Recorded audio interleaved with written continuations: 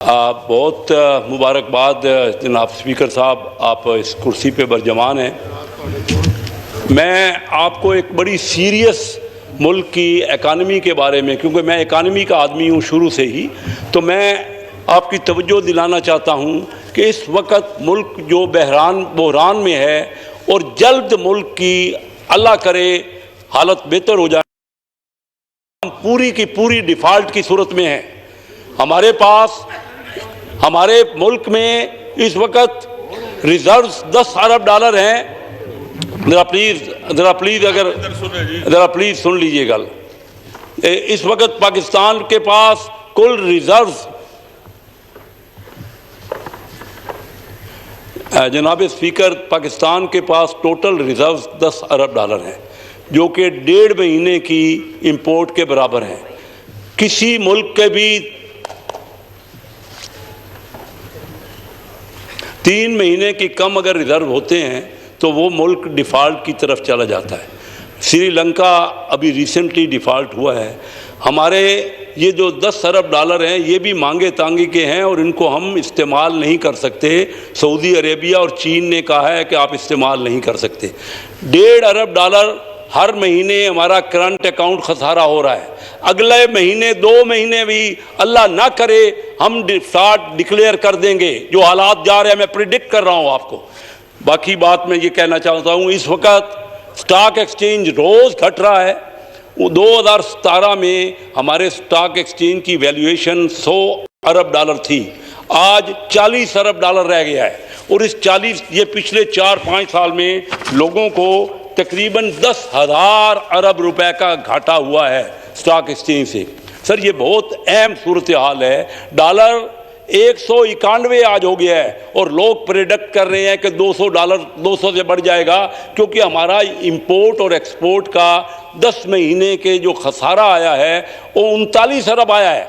Remittance, सारी remittance सब डाल लें तब भी 10 महीने में 17 अरब रुपए जो हमारा जो डेफिसिट हुआ है करंट अकाउंट का। तो इन हालात में हमें तो सबको मिल के बाकी काम छोड़ के सर जोड़ के ये देखना पड़ेगा कि हम किन हालात में हमारा मुल्क जा रहा है और क्या बनेगा हमारे मुल्क का। इस वक्त महंगाई 13.3% है, खुद डिक्लेयर किया है हुकूमत ने। स्टैटिस्टिक जो पाकिस्तान की तारीख का हाईएस्ट है। इस वक्त जो इंटरेस्ट रेट है, जो बैंक का रेट है, उसका रेट 16-17% से कम किसी को मिलता नहीं है इन्वेस्टमेंट करने के लिए, और ये भी पाकिस्तान की तारीख का सबसे बड़ा है। तो मैं इन हालात में आपकी तवज्जो दिलाऊंगा कि एक फुल फ्लेज डिबेट करें, क्योंकि ये असम्बली तो ज़्यादा बजट के ऊपर डिस्कस करती है और इकानमी पे पूरे की पूरी डिस्कशन यहाँ है। मुल्क बड़ी तेज़ी से लोगों का कॉन्फिडेंस ख़त्म हो रहा है, सरमाया बाहर जा रहा है, बाहर का सरमाया यहाँ नहीं आ रहा। मैं आपको याद दिलाता हूँ कि 1990 में पाकिस्तान से इंडिया 4 गुना इकानमी थी। महबूबुल हक साहब हमारे यहाँ फाइनेंस मिनिस्टर थे और मनमोहन सिंह इंडिया में प्राइम मिनिस्टर थे। उन्होंने नई ओपनिंग की पॉलिसी शुरू की। मनमोहन सिंह हमारे डॉक्टर महबूबुल हक साहब से कंसल्ट करते थे, क्योंकि डॉक्टर महबूबुल हक साहब मेरे दोस्त थे। तो वो उस वक़्त उन्होंने इंडियन की इकानमी को बेहतर किया। आज इंडिया हमसे 11 गुना बड़ी इकानमी हो गई है। हमारी इकानमी 300 डॉलर और टोटल 23 करोड़ बंदों की आमदनी 300 अरब डॉलर है, जबकि इंडिया की आमदनी 3,300 अरब डॉलर है। वो हमारे से 11 गुना हो गए हैं। मैं थोड़ा सा अपना बैकग्राउंड आपको बताऊं कि 140 साल से मेरी फैमिली बिजनेस में है। हम चाह ये रहे थे, मैं क्यों यहाँ असम्बली में आया, मेरी ख्वाहिश थी, मैं पहले कराची चैम्बर का सदर रहा हाईएस्ट वोट लेके, फिर मेरा बेटा मरहूम लाहौर चैम्बर ऑफ कॉमर्स का सदर रहा, मेरा first cousin Faisalabad chamber of commerce के कारोबारियों के वोट लेके बना मैंने। लेकिन देखा कि वहाँ मामलात का हल नहीं निकल रहा इकानमी। मैं इस हाउस में आया कि अल्लाह करे, और ये हाउस में मेरे लिए आना बड़ा मुश्किल था। मैं कराची रहता था और चिन्योट एक ऐसा इलाका था जहाँ से पाकिस्तान मुस्लिम लीग ने कभी इलेक्शन नहीं जीता था। बहरहाल अल्लाह ने फजल किया, मैं पिछले 29 साल से 6 इलेक्शन मैंने वहाँ कंटेस्ट किए हैं। सर उसके बावजूद मुझे बिजनेस कम्युनिटी के बावजूद मैं यहाँ पे फाइनेंस कमेटी का चेयरमैन रहा। आज भी नाम के तौर पे मैं पाकिस्तान मुस्लिम लीग के बिजनेस एंड कॉमर्स विंग का सदर हूँ, लेकिन नहीं, मेरा तवक्को थी, मेरा ख्वाहिश थी कि मैं यहाँ पे कोई कंट्रीब्यूट करूँ, मैं कोई मामलात का हल निकालूँ। मैं कोई 1 महीने से हुकूमत बनी है, किसी ने कोई इकनॉमिक मैटर पे मशवरा तक नहीं किया। 21 मेंबरों की कौंसिल बनी है, उसमें भी हमें नहीं रखा गया। मैं ये कहना चाह रहा हूँ कि जब तक हर बार पाकिस्तान में IMF की तरफ से फाइनेंस मिनिस्टर बनता है, ये असम्बली के मेंबरों का प्रीरोगेटिव है। नेशनल असम्बली के मेंबर बजट बनाते हैं, इवन सेनेट के मेंबर भी बजट नहीं बनाते। लेकिन जब तक कोई फाइनेंस मिनिस्टर हमेशा IMF से या वर्ल्ड बैंक से आता है। आज किसी को पता नहीं है कि हफीज शेख साहब कहाँ गए, शौकत तरीन साहब कब किसी नुमाइंदगी में थे। आज हमारे जो नए वजीर खजाना बने हैं, कल मेरे एक दोस्त ने कहा कि मैं इलेक्शन जीता हूँ कराची से और वो इलेक्शन हारे हैं, वो वजीर खजाना है और मैं बैक बेंचर हूँ। मैंने ये सुनी, ये वीडियो चल रही थी, मैंने खुद सुनी। अब मुझे ये बताइए कि जब तक हमारे वजीर खजाना 19 जगह से आते रहेंगे, IMF एक इकनॉमिक हिटमैन किताब हुई है, उस किताब में लिखा गया है कि डेवलपिंग कंट्रीज़ को हमने ज़्यादा से ज़्यादा कर्जे देने हैं ताकि वो कर्जे वापस ना कर सकें और वो नाकाम हो जाएं और डिफ़ॉल्ट हो जाएं।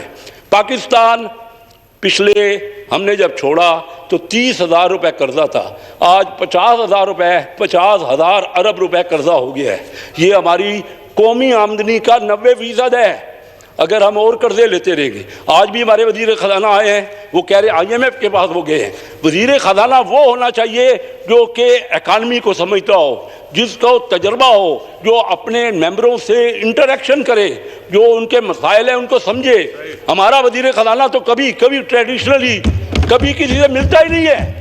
वो वजीर खजाना बन जाते हैं, किसी के चहीते होते हैं या वहाँ IMF से आते हैं। वजीर खजाना जिसने सारी इकानमी संभाल ली है और जिसने बजट पे वोट देना है, उनके साथ तो उनका इंटरेक्शन ही नहीं है।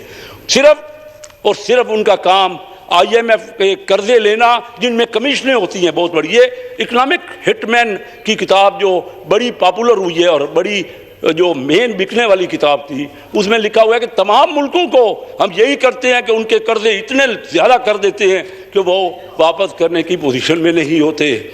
मैं चाहूँगा जनाब स्पीकर कि जब तक हमारे अंदर से वजीर ख़जाना नहीं बनेगा, जो इकानमी को समझता होगा, जिसका तजर्बा होगा, आप इमैच्योर बंदों को जो कि किसी के चहीते होंगे, किसी की खुशामद करेंगे, वो बन जाए। मैंने ये पहली बार मैं बात नहीं कर रहा, जब शौकत तरीन साहब बने थे तब भी उनसे मैंने यही कहा था।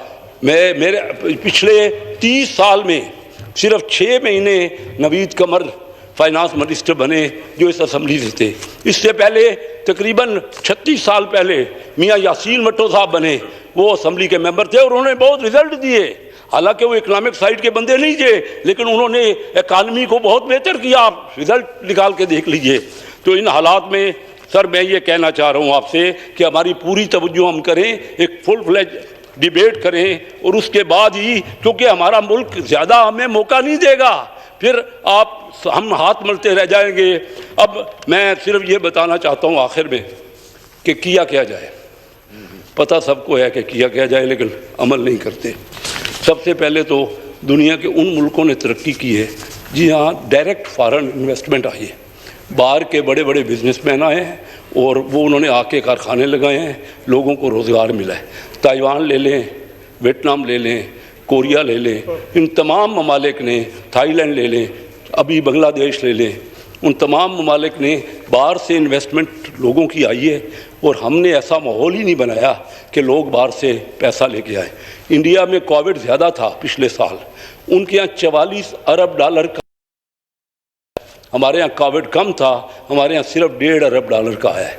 अगर बाहर से पैसा नहीं आएगा, बड़े प्लांट नहीं लगेंगे, तो किस तरह लोगों को रोज़गार मिलेगा। मैं ये कह रहा हूँ ये पूरी डिबेट मांगता है हम इन बातों को सोचें। जब हमारे लोगों का परचेजिंग पावर ख़त्म हो रही है, वो सारी चीज़ें बाहर से आ रही हैं डॉलर में।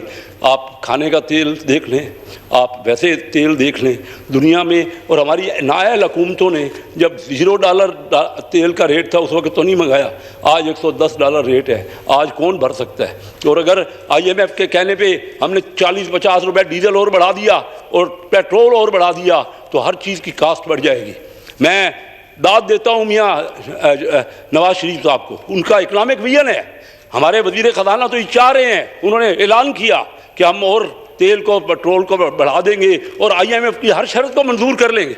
सर ऐसे मैच्योर आदमी IMF के पास भेजें जो कि अपने मुल्क के हालात उनको समझाएं। मेरा गरीब आदमी इतना अफोर्ड नहीं कर सकता कि आपने डॉलर 120 से 190 करवा दिया जब हम हुकूमत ली, और आज दस्तूर बढ़ रहा है, ये 200 से ऊपर चला जाएगा और ये महंगाई इतनी बढ़ जाएगी, आम आदमी का जो हालत होगी वो हम बर्दाश्त से बाहर हो जाएंगे। मैं सर दूसरी बात ये करता हूँ, सर करें जी, मैं ख़त्म कर रहा हूँ। मैं तो ये बता रहा हूँ तजवीज़ें क्या है सर, मैं मुल्क की बात कर रहा हूँ कि हम कैसे निकलें। दूसरी तजवीज़ है कि प्राइवेटाइजेशन, हमारी हुकूमतों का जो हमने नेशनलाइज किए हुए हैं इदारे, उसमें 5000 अरब रुपए लगा हुआ है। वो मौका है कि हम उसको प्राइवेटाइज करें ताकि लोगों को रोज़गार मिले, वो फैक्ट्रियाँ चलें। उन हुकूमत की जो उन प्लांट्स पे 4-5 हज़ार अरब रुपए लगा हुआ है और फिर भी हर साल 700-800 अरब रुपए का घाटा निकलता है, उसको बेहतर करें। तीसरी बात है कि ट्रेड रीजन में करें, आपस में। हमने इंडिया से भी ट्रेड बंद कर दी, हमने ईरान से भी बंद कर दी, हमने अफ़गानिस्तान से भी बंद कर दी। आप कहाँ माल बेच, दुनिया पूरी में जो ट्रेड होती है वो रीजनल ट्रेड होती है। इंडिया का जो माल हम दूसरे मुल्कों के इंडिया का ले रहे हैं, क्या ज़रूरत है? कौन सा ये मामला है कि ताइवान और चाइना आपस में दुश्मन हैं और कहते हैं कि ताइवान हमारा है, चीन वाले कहते हैं, लेकिन सबसे ज़्यादा ट्रेड ताइवान और चाइना की है।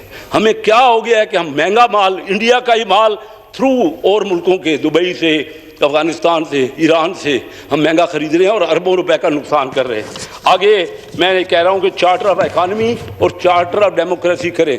जो माहौल यहाँ इमरान खान साहब और उनकी PTI ने बना दी है, उनको उस नायल हुकूमत ने उनको इतना आगे किया गया, उनको इतना उसको बढ़ाया गया कि आज वो जिस किस्म की बातें कर रहे हैं, वो जब तक हम बैठ के आपस में, देखिए सिर्फ आपस में इस झगड़े के माहौल में तरक्की नहीं हो सकती। हमें बैठकर कोई ना कोई चार्टर ऑफ इकानमी और चार्टर ऑफ डेमोक्रेसी करनी पड़ेगी, जिनको तमाम जो पार्टियां हैं उसको अवॉइड करें। और वो कौन कराएगा? आज ये कहते हैं, आज जनाब स्पीकर कहते हैं कि इस्टेब्लिशमेंट वो न्यूट्रल है। अगर इस्टेब्लिशमेंट न्यूट्रल रहेगी और ये हाथापाई जारी रह जाएगी तो इस्टेब्लिशमेंट का ये भी काम है, अफवाज का और रेंजर्स का ये काम है कि डिफेंस का भी और अंदरूनी भी अमन कायम करें। इस वक्त ये नहीं कह सकते कि दो पार्टियां आपस में लड़े गुत्तम गुत्ता हो जाएं और जहाँ खूनी मामला पैदा हो जाएं। आज भी बिलावल भुट्टो साहब ने कहा है कि खूनी मार्च शेख रशीद ने भी कहा है, तो हमें मिल के ये भी बैठना पड़ेगा ताकि उसका मसला हल करें। आखिर में बात कर रहा हूँ कि हमें कोई मार्केट का कॉन्फिडेंस लेना पड़ेगा। ऐसे लोग इकानमी को देखें हमारे यहाँ से जिनके ऊपर लोगों को एतबार हो, जो लोगों से इलेक्टेड हो, जो जिनको लोग जिनके ऊपर एतबार करें और जहाँ आके पैसा लगाएं। मैं आखिरी बात लफ्ज़ ये कहूँगा, आखिरी पॉइंट, कि डायरेक्ट टैक्स लगाएं। अमीर आदमी ने पिछले 2 साल में बहुत कमाया है। मेरे दोस्त शेख फयाज साहब बैठे हैं, पूरी दुनिया में अमीर और अमीर हो गया है और दरमियाना और गरीब आदमी और कम हो गया है। डॉलर के ऊंचा होने से हमारी परचेजिंग पावर घट गई है आम आदमी की। तो डायरेक्ट टैक्स लगाएं। अगर फिर सेल टैक्स इस बजट में आदमी का और दरमियानी आदमी का और उसको मुश्किलात हो जाएंगी। तो मैं अब हल्के की बात करता हूँ। मैं 7 जिलों में से जनाब सर करें जी बात को, और मेंबरान बैठे हुए हैं जी, वो बात खत्म करें जी, अभी वाइंड अप कर दे जी, वाइंड अप कर दे। जुमला है, एक जुमला कहने दें। देखिए मेरे सेंट्रल पंजाब के 7 गरीब ये अंडर डेवलप्ड डिस्ट्रिक्ट से हमारी जो इस वक्त हुकूमत बनी है, उनमें से सिर्फ एक वाहिद मेरी सीट है चंजोट की। मियाँ वाली, बखर खुशाब, हाफजाबाद, जंग, चंजोट और लिया से कोई और सीट ना पीपल पार्टी की है, ना मुस्लिम लीग की है, ना JUI की है। हमारे रोड ख़राब हैं, कुछ लाहौर और वो अपने हमारे शहर हैं, और कराची भी हमारा शहर है, बड़े शहर भी और वहाँ के शहर भी। लेकिन मेरा इलाके का कह के पिछले 10 साल से फैसलाबाद से चनियोट का रोड और पिंडी भटियां से चनियोट का रोड ख़राब है। आप आके देखें, आ ही नहीं सकता, कोई बड़ा लीडर वहाँ आया ही नहीं क्योंकि रोड ख़राब है, आ ही नहीं सकता, और सैकड़ों बंदे उसमें एक्सीडेंट से। शुक्रिया जी, शुक्रिया जी, मेहरबानी जी, मेहरबानी। यहाँ पे सारे मेंबरान मेरे लिए मुहतरम है जी, और सबको मैं टाइम दूंगा, हर एक मेंबर को टाइम मिलेगा। मैं यहाँ पे बैठा हूँ, इजलास मुलतवी नहीं करेंगे, सबको टाइम देगा, लेकिन अभी मुझे ये करने दें और मुझे डिसाइड करने दें कि किसको मैंने टाइम देना है। आप काइंडली बैठ जाएं, सारे, सबको मौका मिलेगा। जनाब यूसुफ तालपुर साहब।